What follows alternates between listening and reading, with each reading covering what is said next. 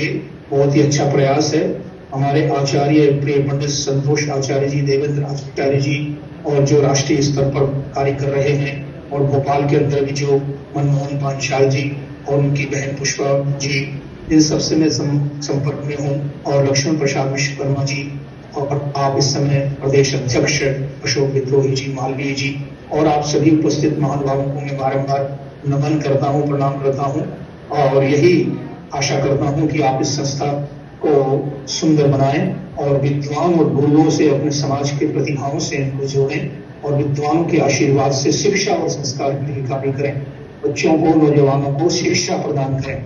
जिस स्थान पर आप बैठे हुए हैं, यह स्थान योग यज्ञ संस्कार केंद्र है, और इसके संचालक प्रतिनिधि श्री लक्ष्मण प्रसाद विश्वकर्मा जी वहीं पर विराजमान होंगे। अवश्य आप उनके साथ मिलकर के यहाँ पर समय समय पर अपने समाज के बच्चों को, युवाओं को प्रशिक्षण देने के लिए योग की, यज्ञ की, संस्कार की, और वेदादि शास्त्रों की, संस्कृत भाषा की शिक्षा के लिए, संस्कार के लिए, यज्ञ के लिए, अनुष्ठान के लिए और शिविरों के लिए आप अवश्य प्रयास करें। इसमें हमारी संस्था अंतर्राष्ट्रीय स्तर पर कार्य करती है। हम भी चाहते हैं कि अपने समाज के बच्चों को, नौजवानों को शिक्षित किया जाए। बिना शिक्षा और बिना संस्कार के हम कौन थे, क्या हो गए हैं और क्या होंगे अभी, ये हम नहीं जान पाएंगे। इसलिए मैथिली शरण गुप्त की शब्दों में, आओ विचारें आज मिलकर ये समस्याएं सभी। अखंड विश्वकर्मा ब्राह्मण महासभा समाज के बुद्धिजीवियों के समक्ष ये प्रस्ताव करे कि हम कौन थे, क्या हो गए हैं। हम ब्राह्मण थे, शूद्र हो गए हैं, कर्मचारी और मजदूर हो गए हैं। तो मजदूर की श्रेणी से उठ करके हम अपने पूर्वजों के विश्वकर्मा के मार्ग पर चले।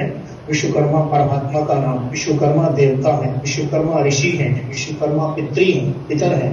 अर्थात हम जो सबसे नीचे पायदान पर हैं, कि हमने पूर्वज और पितर के नाम से नाम रखा है, परंतु विश्वकर्मा ऋषि हैं। आओ ऋषियों के मार्ग पर चले, गुरुओं की शरण में, विद्वानों की शरण में आए, विद्या की शरण में आए, ज्ञान को प्राप्त करें, शिक्षा और संस्कार प्राप्त करें। विश्वकर्मा जी देवता हैं, आओ हम देवता बने।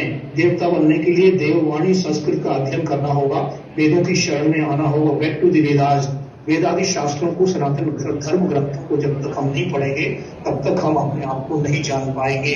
तो परमात्मा जो समस्त ब्रह्मांड को, विश्व को करने वाले हैं, सभी भुवनों को धारण करने वाले प्रजापति हैं, उन विश्वकर्मा के शरण में आकर हम सर्वोच्च स्थिति को प्राप्त करें, अपने ब्राह्मणत्व को सिद्ध करें। उसके लिए शिक्षा और संस्कार की बहुत आवश्यकता है। आप सभी से निवेदन है कि आप इस पर विचार करें। शिक्षा और संस्कार के लिए अपने बच्चों को आप गुरुकुलों में, संस्कृत पाठशालाओं में आप भर्ती करें। गुरुकुल होशंगाबाद, नर्मदापुरम और इंदौर में, उज्जैन में, भोपाल में भी है, और अपने ग्राम नगरिया में भी आप स्वयं भी यदि समर्थ हों तो अपने समाज की पाठशाला, संस्कृत पाठशाला, गुरुकुल आप संचालित कर सकते हैं। हमारे आचार्य संतोष जी और देवेंद्र जी इस पर कार्य कर रहे हैं। जब भी आप समर्थ हों, हम आपके गुरुकुल के लिए, संस्कार के लिए, शिक्षा के लिए, बच्चों को शिक्षित करने के लिए तन मन धन से सहयोग करेंगे, और अपना सब प्रकार से हम अपना मार्गदर्शन भी करते रहेंगे।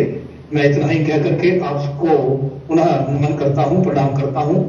आए हुए सभी महानुभावों को, अतिथियों को, विद्वानों को और सभी कार्यकर्ताओं को, अधिकारियों को पुनः बारंबार नमन करता हूँ। ओम नमो विश्वकर्मणे, ओम नमो विश्वकर्मणे। आदरणीय आचार्य जी, बहुत बहुत धन्यवाद, आपने हम सबको संबोधित किया। आपका हमें मार्गदर्शन प्राप्त हुआ है। हम लोग पूरे प्रयास करेंगे कि इसी दिशा में आपने जो मार्गदर्शन दिया, उस दिशा में हम आगे बढ़ते रहें, और आपका मार्गदर्शन बीच बीच हमें प्राप्त होता रहे। बहुत बहुत धन्यवाद। ओम नमः शिवाय। सर्वे नमो नमः, नमो विष्णु। ओम।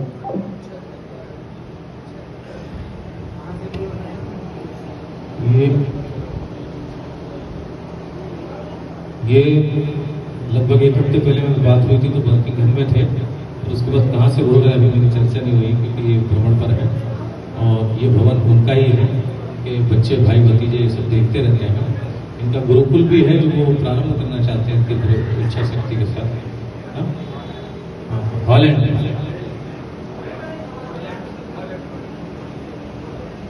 अभी हॉलैंड में है, तो धन्यवाद उनके लिए, एक बार ताली बजाएंगे। उन्होंने वहां रहकर भी अपने देश की संस्कृति और संस्कार के लिए और विश्वकर्माओं के लिए उन्होंने हमें संबोधित किया, उन्होंने हमें